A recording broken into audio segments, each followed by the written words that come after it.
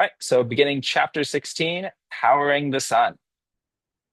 To talk about the power source of the sun, we have to talk about atomic physics. I know it's a bummer, but it's also kind of fun and it's very interesting. So, specifically, we're going to talk about atomic nuclei and make sure we understand what happens at that tiny level. So, quick question for you. Modern nuclear power plants generate energy by thumbs up, combining atoms into a new type of atom, or splitting an atom into many new atoms. So how does a power plant work?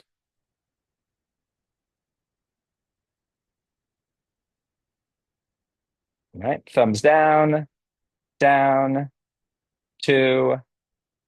Okay, so everybody seems to say it's the splitting, and you are all right. That's how we create nuclear energy. It's called fission. One atom splits into many others. We do not yet have the capability to create energy through fusion on a large scale. So there are no fusion power plants to date, but it is a goal of, um, you know, big projects, national goal of our country and others, international goal, scientific goal to create power through fusion.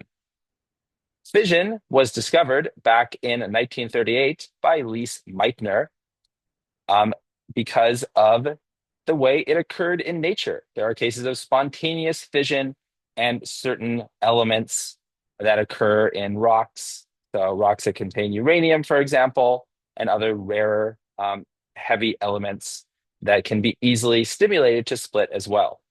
So, this scientist here is one of the early um, researchers into nuclear fission.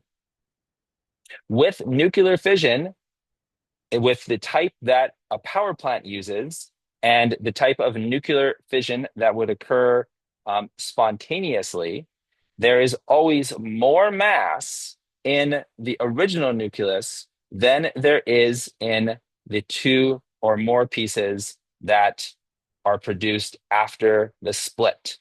So the split is the fission. So in other words, you start with more mass and you end with less. So we could say that the starting mass, so like initial, is greater than the final mass. And the final mass would be the sum of the two daughter nuclei, which is the term given to the products.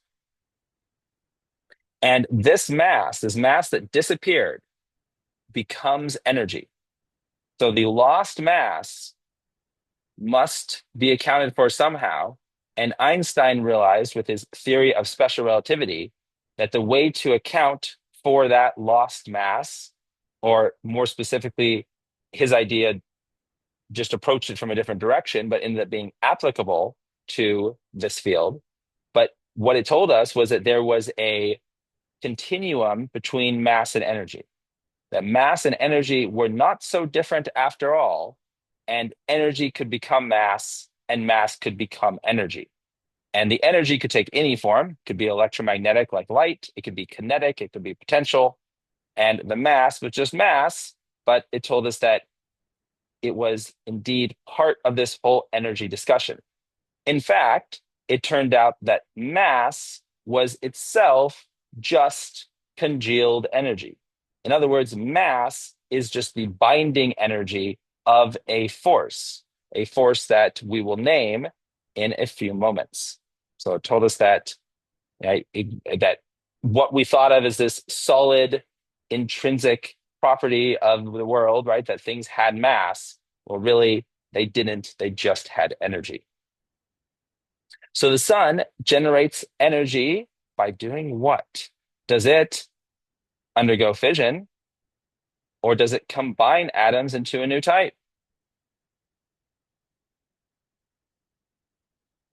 Yeah, combines them, Maxwell? Yeah, yes, is that what everybody thinks? It's right. It absolutely does. So the sun does not produce energy through fission. but instead fusion. It takes two nuclei and combines them into a new nucleus.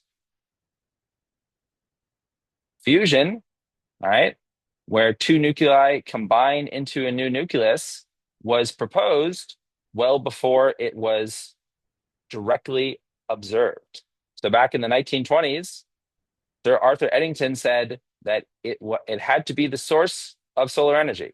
And note that the 1920s is well before the discovery of fission. So this would be a proposal that you might say was ahead of its time, but also was necessitated by the fact that scientists for quite some time had been very perplexed about how the sun worked, because any conventional theory about how the sun produced so much energy fell totally short of a full explanation. When scientists tried to say that it was leftover heat from the contraction when the solar system was made, then the sun could only be a few 100,000 years old. When they said that it was maybe chemical energy and the sun was literally burning, it could only be a few thousand years old. And none of these things matched our understanding of geology, planetary science, which we felt we had a pretty good handle on by the turn of the 20th century. So how could you then explain the power of the sun? You needed whole new physics, which is a dangerous territory to step into as a scientist, to say that the explanation is something that we've never heard of before, never even thought of. Also could be exciting. But regardless, it was uncharted territory. And by the 20s, of course, Einstein's theory was already a few years old and was a huge contribution to scientists like Sir Arthur Eddington taking that step and proposing that there was a nuclear process powering the sun, specifically fusion. And with fusion, the sum of the two nuclei that get fused together is greater than the new heavier nucleus that's produced. So just like with fission, we have the same inequality where the initial mass is greater than the final mass. So in both cases, whether it's fission or fusion, there is a loss of mass. And that loss of mass is what explains how that the way that either fission or fusion can be a source of power. How can it actually power things? Because it's releasing the energy associated with the mass through the process of either type of nuclear process and converting it into energy according to E equals mc squared, where E is the amount of energy that is created due to the loss of mass, M is the lost mass, how much the mass differs between the two sides of the inequality, which represents the nuclear process, and C, of course, is just the speed of light, 2.99 times 10 to the 8 meters per second squared. Okay, well, the whole value is squared. What may have caught your eye, and I hope it did, was the fact that fission produces energy because of this inequality, but yet so does fusion. How can you get more mass to start with both ways? Seems like too good to be true, right? If you smash two things together, you get more mass, but yet if you split something apart, you get more mass. How can it be both, right? What if I took this, very small element here composed of just two nucleons? I'd say that this is a proton and this is another proton, just color coded to differentiate them. And when they come together, they form a atom with just two nuclei, right? Sorry, two nucleons, maybe a proton and a neutron. So which would be the isotope of hydrogen called deuterium. But regardless of what's happening, if I had something that just had an atomic mass of 2 and I split it apart, would I get energy? Right? Do I get energy if I go back and forth? Because then it seems like you could just go from fusion to fission and then fission back to fusion, forever and just keep getting more energy, which certainly seems like it would violate some law of physics. Well, the answer, of course, is no, you would not get energy if you split this two nucleon atom apart because you don't get energy from fission of small atoms. You only get energy when you have fission of large atoms. It wasn't just by chance that the example of fission showed this really big nucleus with lots of protons and neutrons. And it wasn't just by chance that the example for fusion showed two individual nucleons coming together to form a very small product nucleus, because that's the examples where energy is made for each process respectively. In other words, fusion produces energy for light elements, everything that's low on the periodic table. Fission produces energy for heavy elements, everything with those big numbers, big atomic numbers, high on the periodic table. And there's literally a split between those elements that produce energy one way, fusion for the light elements, and those that produce it the other way, fission for the heavies. And that dividing line, that split, is that iron, the element iron. More on that later. So the sun uses 600 million tons of hydrogen every second. So it literally causes this much mass to cease to exist every single second. And this leads to the luminosity of the sun, the wattage, because those are interchangeable terms, of the sun, which is 4 times 10 to the 26 watts. And remember, a watt is just a joule per second. So energy per time, power. So this is the amount of mass that it takes through the type of fusion process that occurs in the sun to match this energy output. So that's how scientists come to this number. That's a lot of energy, right? 4 times 10 to the 26. But what's even more striking, what I almost think the title of this page should be, is so much mass. Because how can the sun afford to lose 600 million tons of hydrogen every second? I mean, if the Earth lost 600 million tons of hydrogen every second, or anything, 600 million tons of rock, that would add up after a while. If, an island did, the island would disappear within minutes, right? This is a lot of mass. But the sun is so big, has so much mass, that it turns out that this number ends up being insignificant, even though it's per second. Even when you consider how many seconds there are in a year, even when you consider how many years the sun has already been around, right? Over 4 billion. It still is an insignificant amount of the total mass of the sun. So much so that it doesn't even affect the orbits over the scale of hundreds of millions of years. Because if the sun was losing mass at even a gradual rate, the orbits would have to change accordingly. Okay? According to Newton's law of universal gravitation combined with Kepler's third. So it's quite fascinating that this ends up being insignificant. It just does not contribute. All right. And if we think about this lifespan of the sun and we think about its fuel source, it will run out of hydrogen in 5 billion years. So in 5 billion years from now, which is in comparison to its current age of 4.5 billion years.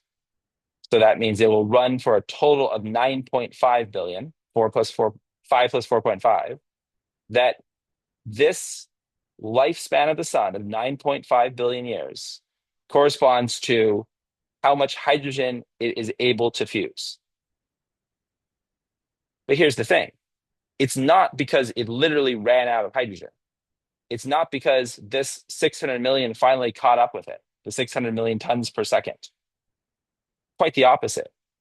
That even at 9.5 billion years, the sun will still have not lost a significant amount of mass. To 5 significant digits, it will still be the exact same mass. But when we say running out or enough hydrogen, we're referring to something very specific, which is not the total hydrogen of the sun. because most of the sun is hydrogen, remember, over 90%.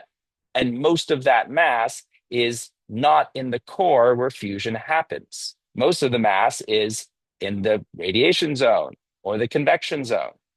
And that all that mass and all the hydrogen that is most of that mass will never be available to the sun for fusion.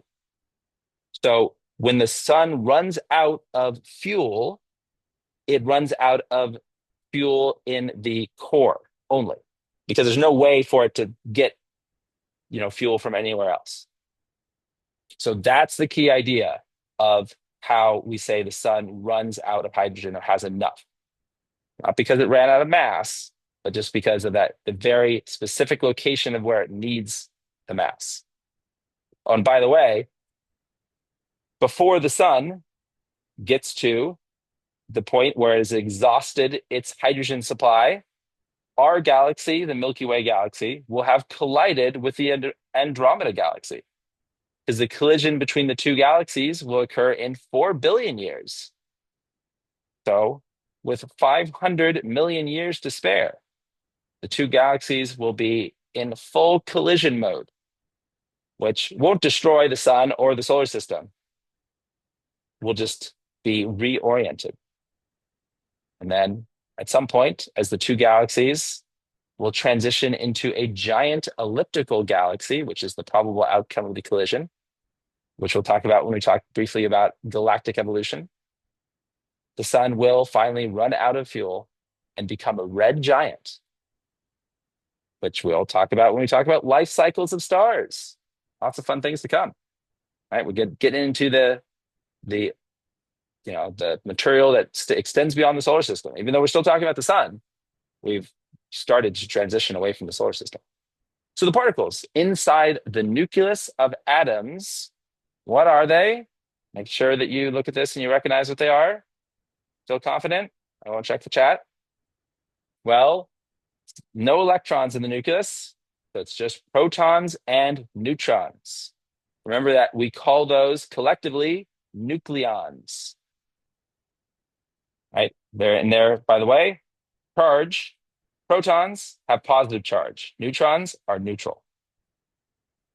When we talk about naming atoms, the name of the atom always comes from the number of protons. So that is no exception. The number of protons defines the name of the element. Beryllium has 4 protons. The name does not specify the number of neutrons at all. And so any number of neutrons is allowed, but not all of them are possible. Generally, there are more neutrons than protons, especially for especially for heavier elements. And if you look at the heaviest elements, it's many more. But not always, especially for the lightest elements. Think about hydrogen, where the normal state of hydrogen doesn't even have a neutron. Regardless, hydrogen is hydrogen, no matter if it has 1 neutron or no neutron, or 2 for that matter. Same goes for beryllium. If beryllium has 5 neutrons, that's great.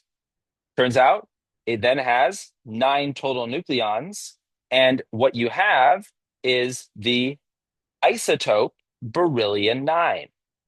9 refers to the total number of nucleons, the sum of protons and neutrons. Beryllium 9 is sometimes just called beryllium because it's the most common version of beryllium.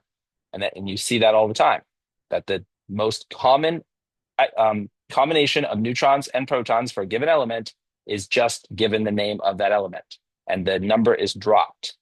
But if we had beryllium 8, where there's only 4 neutrons, and we know it would have to be 4 neutrons because the number of protons can't change unless we change the name, well, then we probably would call it beryllium 8 because that type is pretty rare.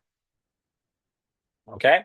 So isotope, a term that I've used quite a bit, refers to the same atom type but different number of neutrons.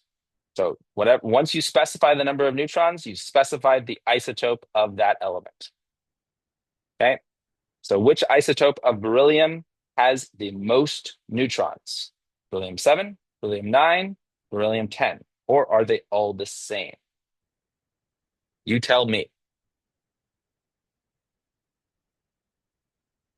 And to answer Maria's question about mass, it's correct. I believe that when you said none is ever replaced, it's correct that the mass is never replaced, nor is the hydrogen in the core ever replaced, which actually may be what you're talking about. By the way, that's actually a really fascinating thing that stars like our sun aren't able to like pull in the hydrogen from the upper levels and bring them into the core. That is also totally true for bigger stars. They're never able to really ever replace the material in the core. So once the core runs out of fuel, it just has to start burning the next lightest element. And what's so cool is that there are stars that are smaller than the sun, which we'll talk about, which are called red dwarfs. And they are able to use all their hydrogen. So when they run out of hydrogen in the core, they essentially undergo convection between the core and the upper levels and cycle out the used up hydrogen with new hydrogen, even coming all the way from the surface. And so it's like, oh, well, that's the way to do it, you know? And so they can just almost keep burning forever. And they have incredibly long lifespans. Cool. All right. So we got four, maybe three. Anybody else?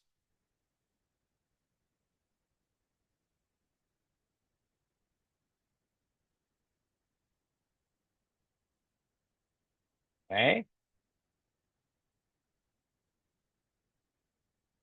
Well, it is indeed three. Beryllium-10. Beryllium-10 has six neutrons. It's like all of them have four protons. So there you go. That's the naming convention. Won't come up all the time, but good thing to cover. Maybe a good thing to know. And by all the time, I mean in this class, it's not, like exactly a make or break idea. You can kind of gloss over it, but it certainly helps, so you don't get confused with the names.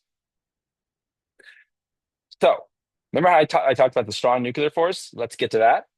So when particles with the same electric charge get close to each other, so this is just a review question here. So, this is like the electron and electron. You try to bring two electrons right close to each other or two protons close to each other. What happens? I think they repel each other, right? Because that's the way electric charge works. Opposites attract, like charges repel. So that means, and maybe you thought about this, maybe you haven't, that the inside of every atom is kind of crazy because it's a bunch of protons packed together, but protons hate being packed together. So the protons inside the nucleus repel each other. They are literally trying to push away and thus tear the nucleus apart.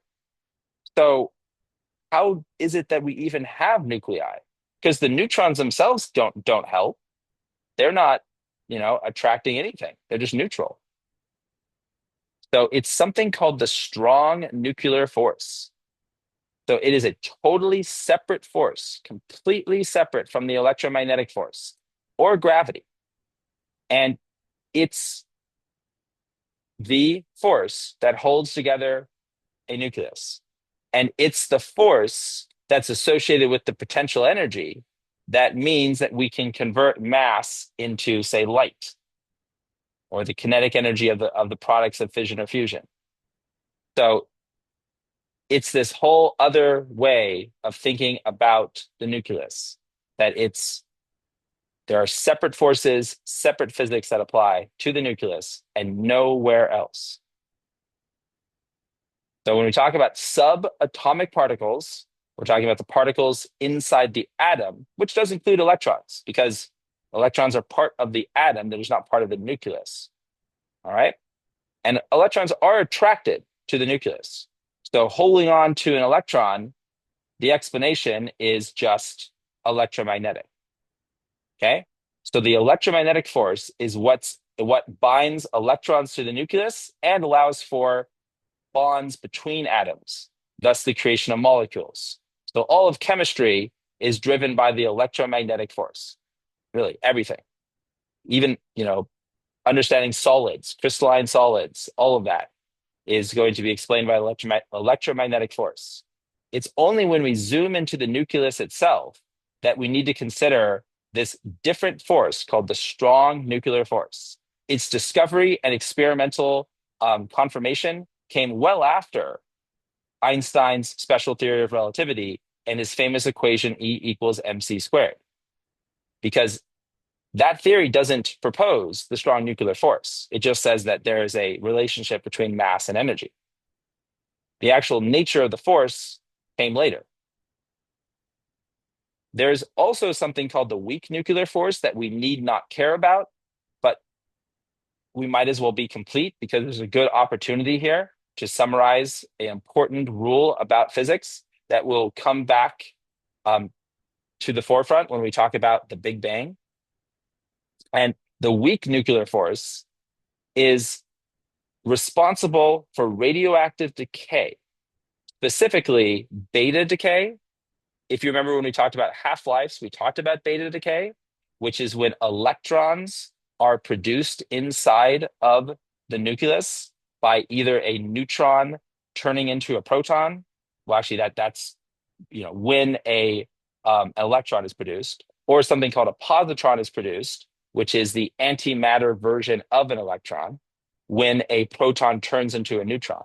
But both of those spontaneous transitions associated with nuclear decay are mediated by the weak nuclear force. So the weak nuclear force applies to neutrons, simply put, and not completely, but simply put. So it operates at the scale of individual neutrons, whereas the strong nuclear force operates at the scale of the nucleus.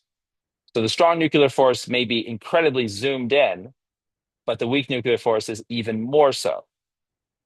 Difference between, like 10 to the negative 15 meters and 10 to the negative 17 meters. And when we compare them, the names are not chosen by chance. The strong nuclear force is much stronger than the weak nuclear force. In fact, the weak nuclear force is even weaker than the electromagnetic force. But the weakest of all is gravity. Gravity is so weak that we don't even need to discuss it when we talk about molecular bonds, okay, the binding together of atoms. It has no role to play in the nucleus, no role to play in the individual nucleons. It is just absolutely insignificantly small by brilliance of orders of magnitude, right? Well, not trillions of orders of magnitude, but by a factor of a trillion or more. So it is an incredibly weak force that becomes prominent on large scale only. But when it becomes prominent, it can really become very prominent. So what we've established here are some forces you probably haven't heard of, the strong nuclear force and the weak nuclear force. And now we're going to explain what role they have to play in fusion, and in particular in an environment like a star, like our sun. So we've got these two protons, okay? So these two positive protons that are going to repel each other. If we put them in a laboratory experiment, they're just going to push away from each other. And they're going to do that due to the electromagnetic force. But if we're able to get them to within 10 to the negative 15 meters of each other, then they fall into the active range of the strong nuclear force, which is a force that doesn't extend out into the distance like the electromagnetic force and gravity. Because remember, electromagnetic force is a force that has this famous relationship, this famous proportionality, that as you go further away, it becomes weaker, but it never goes to zero. It just is inversely proportional to the square of distance. R stands for distance. Okay? The strong, and gravity works the same way, but the strong nuclear force doesn't. The strong nuclear force just has one strength that just falls off to zero if you get too far away. So it only operates in a small region And outside that region, it might as well not exist. But when you're within its region of influence, it will overpower even the electromagnetic force, which of course would be bigger with smaller distances. So once you get this close, the electromagnetic force is stronger than it would be when they were further apart, right? Because the closer you push them together, the more they want to push apart. But if you get them close enough, all of a sudden another force suddenly pops up that is able to overpower that already growing electromagnetic force because it's that strong. And at that point, they essentially snap together because the strong nuclear force takes over.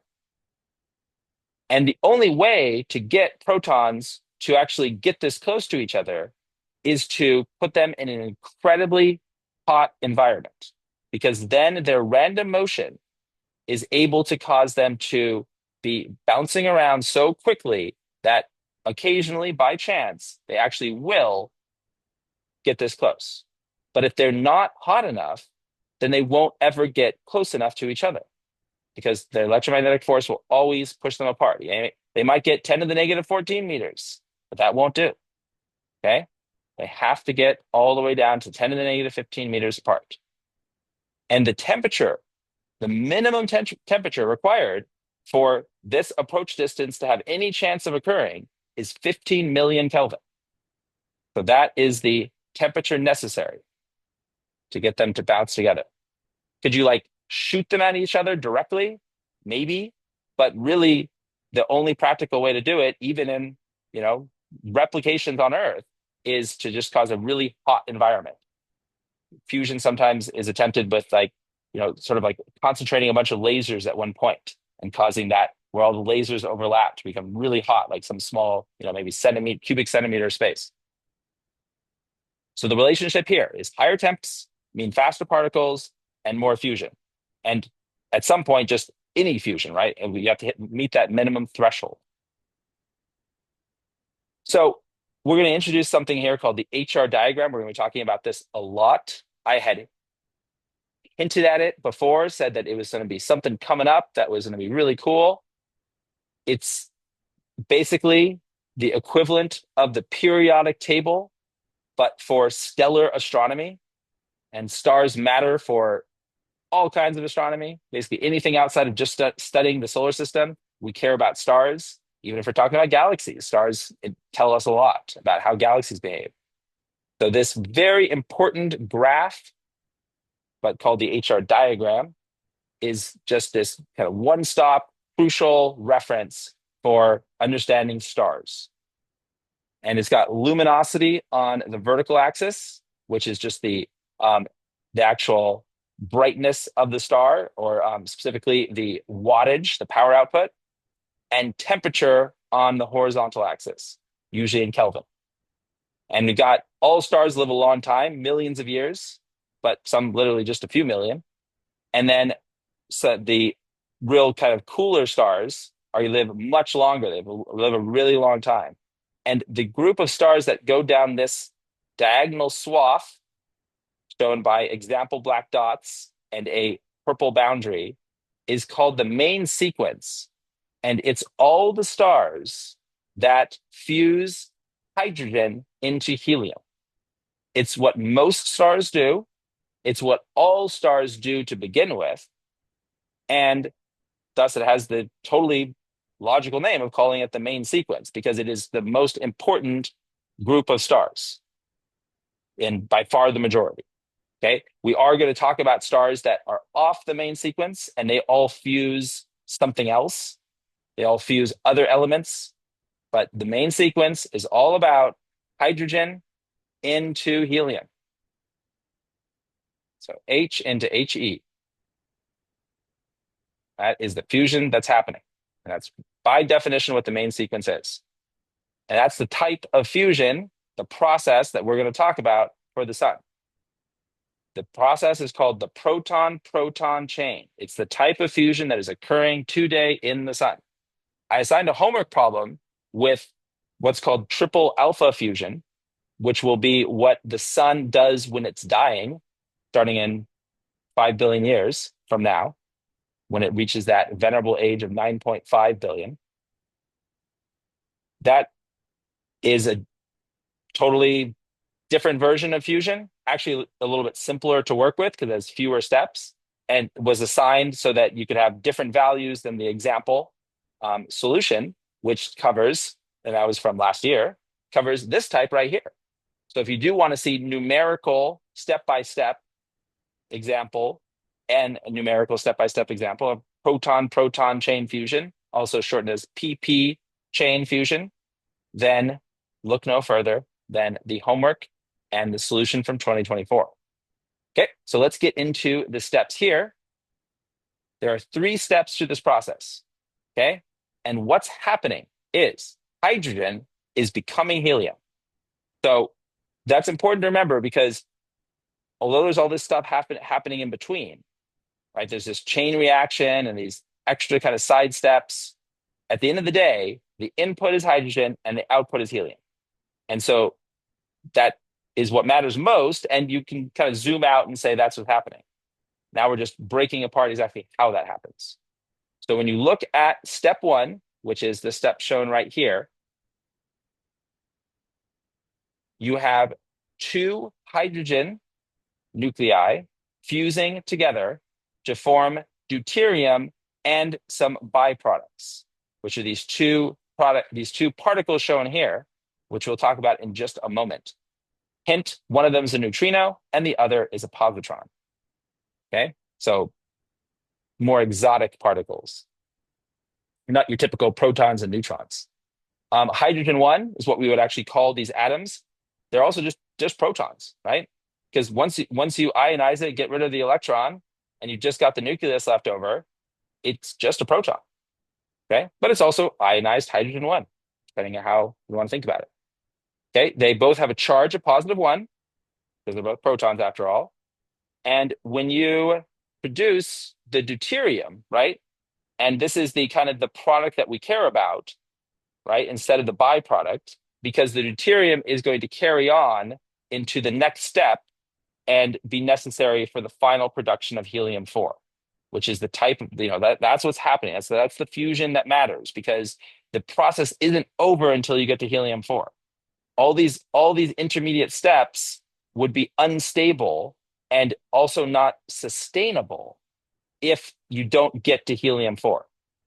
So when we talk about a process, we mean that it has to actually produce energy and it has to be able to sustain itself. And that's why it has to get to this end of helium-4.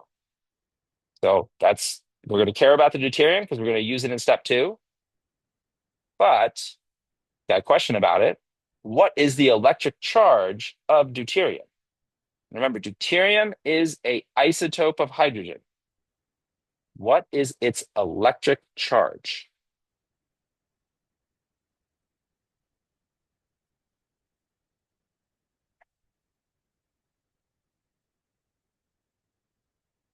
Who can tell me?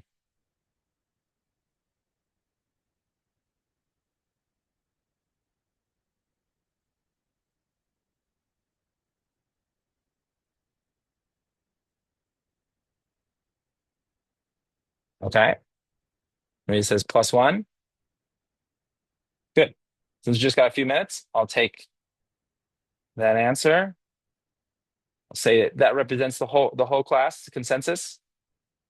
And you're right. Just +1. Might have 2 nucleons, but one of them is a neutron. Okay. So now let's introduce another law, because you haven't had enough. This one's easy though. Conservation of charge. This simply says that the total charge must stay the same. There's no process that exists, whether it's chemical or nuclear, where you can just have a charge disappear. Charge is absolutely conserved, just like energy is, okay? And unlike energy, where you have to worry about the fact that mass is energy and vice versa, charge is just charge, as far as we know. So we can conserving it is rather simple, which means that when we look at this situation and we have a total charge of 2 over here, and we realize that the deuterium is just a +1, we need another +1, because otherwise this step doesn't conserve charge and can't exist. So indeed, That's where the positron comes in. The positron is produced because of the conservation of charge. Okay. Now, there's more to say about exactly why it's produced, and because there's some nuclear processes where it's not, but it turns out that in this process, it is the natural result. Okay, and it serves the role of conserving charge. And the positron is a really light particle, so it almost doesn't contribute to mass. It has the same mass as an electron, which is what this description means when it says like an electron. It means it has the mass of an electron. The mass of an electron is about 1/2000th the mass of a proton, so much, much lighter. And the positron has the charge of a proton because it's positive. So it's essentially just a positive electron. This type of particle, a particle that is otherwise identical to a common particle, but has opposite charge, is called an antiparticle or antimatter. So when scientists or science fiction movies talk about antimatter, this is what they're talking about. At least, in science fiction movies, who knows? Maybe they don't care to be scientifically accurate, but often they do, in a speculative way. So the positron is that it's antimatter. You can have antimatter of a proton too. You can have a negatively charged proton. So there's every common particle has a antimatter equivalent. So now we see that the total charge is indeed conserved. But what about this little pink guy? What about this last particle? Well, it's called a neutrino. It has no charge and very low mass, much less mass than an electron, about a millionth the mass of an electron. So it's this incredibly insignificant, in some ways, particle, the neutrino. Okay, the name implies that it's neutral, which it is, and hopefully evokes some, kind of diminutive nature to it, right? Neutrino, because it is indeed very small. We'll talk more about it in just a minute, perhaps today, if not tomorrow. Now, there's also light produced. So quick overview, going back to all the steps together. Notice that there's these little wiggly lines, which is the way we like to show the production of light, right? That wave / particle nature of light, the wave particle duality of light. And every one of them in this case, every one of these little wavy lines and a little packet of wavy lines is a gamma ray. So all the light that's produced in any of the steps within this process, the PP chain process, is going to be gamma ray light. There's no ultraviolet, no lower energy light, not even any X-rays. It's all high energy gamma rays. Okay, that light will change to other forms on its way to the surface. So none of these gamma rays will remain as gamma rays by the time they make it to the surface of the sun. And of course, I mean the photosphere. Okay, so there's a side step, which you might have noticed, that doesn't go anywhere. So if you look at the diagram here, we just talked about step 1 and the production of deuterium. That deuterium, circled right there, is going to be involved in step 2, which produces a isotope of helium called helium-3, which then is going to get used in the final step 3 to actually produce stable helium-4. But then what's going on over here? This isn't part of, the actual leading to helium-4 chain. So it's not even always included, actually, if you look at some diagrams. But it does produce a significant amount of energy, not the majority, but a significant amount. And we're talking about it as a kind of side step. And what happens is that positron that we discussed before, that antimatter that's produced to conserve charge, well, it doesn't last very long. And this is the reason that we don't just see antimatter bouncing around in our day-to-day lives, because every time a positron encounters an electron, the two of them annihilate each other. So they undergo one of the most fascinating mass-energy relationships that exists, where you have all mass going in. So you got the sum of these two particles, the mass, which is equivalent to the mass of two electrons. And coming out, you just have light. All of the mass has been converted to light. No mass remains. Hence the totally appropriate name of calling it annihilation. Okay, so this is electron proton annihilation, or more generally, matter antimatter annihilation. With those sci-fi movies I referenced a second ago, this is how you always, at least most of the time, see antimatter. Books, movies talk about antimatter as a way to propel a spaceship. So you could have an antimatter drive because this produces a lot of energy for very little mass. Okay, not currently attainable with technology that humans have today, but not theoretically impossible either to create some sort of source of energy or propulsion with antimatter matter annihilation. There are cases where antimatter is actually collected, for example, at the particle colliders like CERN in Switzerland, where they collect it from the collisions that occur in that collider and then trap it in a magnetic field and build up a certain amount of it, concentration of it, but try to be very safe about it. Because of course, if you ever released a bunch of antimatter, it would immediately explode as it encounters electrons. If you're wondering where these electrons come from, they're just bouncing around inside the sun. It's true that everything is in that plasma state, which is the ionized gas, but the electrons are still there for the most part. Sure, some of them obviously stream off into space as the solar wind, but the majority of the electrons are just trapped, bouncing around, too energetic to be attached to an atom, but still locally, um, you know, present and available for annihilation. This does not significantly affect the number of electrons nor the mass of the sun, even less so than the fusion. So as I said, the entire mass of the electron and positron is converted into 2 gamma ray photons. Each gamma ray photon has energy equal to the mass of 1 electron. So there's a plural here, right? But just kind of shows 1. But there are 2 because it actually has to conserve momentum. All right, so we're out of time. So, but I want to get to a good stopping point. Sorry for going 2 minutes over.